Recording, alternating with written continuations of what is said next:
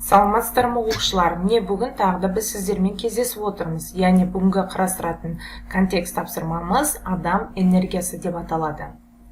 Адам температурасы 22 градус Цельсий болатын мұхит суына түскенде 4 минут ішінде 100 калорий энергия жоғалтады. Бұл энергия адамның ауада осы температурада 1 сағат ішінде жоғалтатын энергиясына тең екен. Адамның массасы 70 килограмм, денесінің меншікті жылу сыйымдылығы 3000 джоуль бөлінген килограмм градус Цельсий. 1 калорий сәйкесінше 4,2 джоульге тең екендігін еске түсіріңіздер.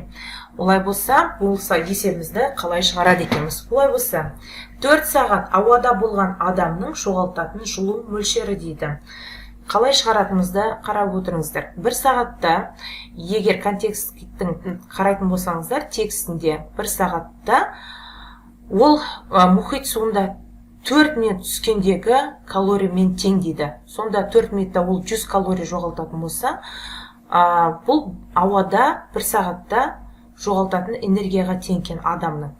Сонда 4 сағатты тағысын тауып үшін, әрине біз 4-ке көбейтеміз. Яғни ол бізде 400 калорияға тең болады. Ал енді 400 калорийді біз джоульге айналдыруымыз қажет. Жол мөлшерін біз сәйкесінше Q деген әріппен белгілейтінімізді ұмытпаңыздар. Сонда бұл бізде 4 сағат болғандықтан да 4-ті 100-ге көбейтетін болсақ, 400 калорияға тең екен.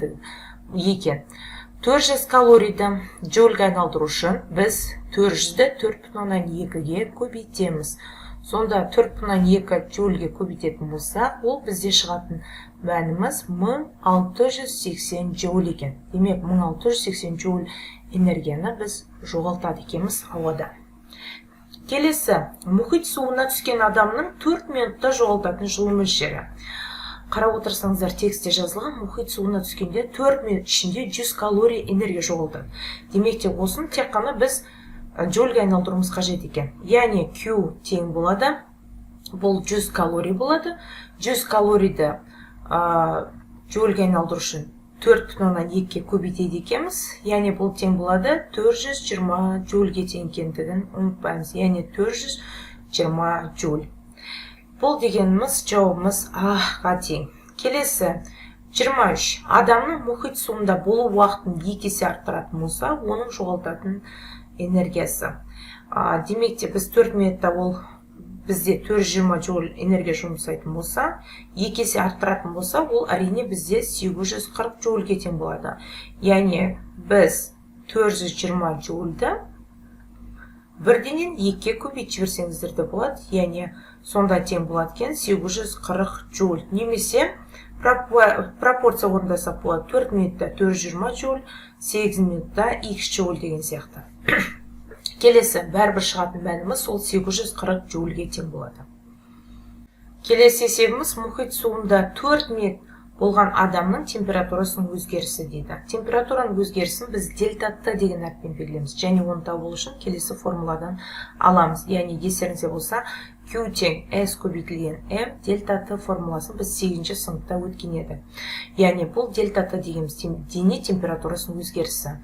Енді дельта Т-ны табу үшін біз Q-ді бөлеміз S көбейтілген M. Есептің шартында басында көрген болсаңыздар, S-іміз бізде меншікті жылу сыйымдылық 3000 джоуль бөлінген килограмм градус Цельсийға тең. Ал адамның массасы 70 килограмм еді.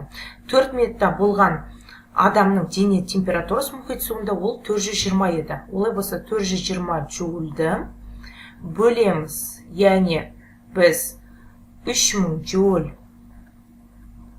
бөлінген килограмм градус Цельсийға және көбейтеміз төменгі бөлігінде 70 килограммға. Килограмм мен килограмм қысқарады, джоуль мен джоуль қысқарады, сонда бізде градус Цельсий жоғары қарай көтеріледі. Олай болса 420-ны бөлеміз 3000-ға, шыққан санды бөлеміз тағы да 70-ке. Сонда шығатын мәніміз бізде 0,02 градус Цельсий. Яғни денен температурасының өзгерісі 0,02 градус Цельсийға тең. Яғни ол бізде Б жауабы болып тұр. Келесі, адамның мұхит суында болу уақытын 2 есе артырса, осы уақыт ішінде адам температурасының өзгерісі дейді. Сіздер білесіздер, бағана, яғни ол 2 есе артырған кезінде ол 840 джоуль еді. Олай болса, осы кезде дельтатын тапқан кезінде Q тең S көбейтілген M деген формулаға қолдансақ болады. Яғни бұл жол 840 джоульді қоямыз. Бөлеміз. Яғни 3000 джоуль бөлінген градус Цельсияға, және көбейтеміз төменгі бөлікке 70 килограммға. Килограмм мен килограмм қысқарады, джоуль мен джоуль қысқарады, сонда бізде градус Цельсия қалады.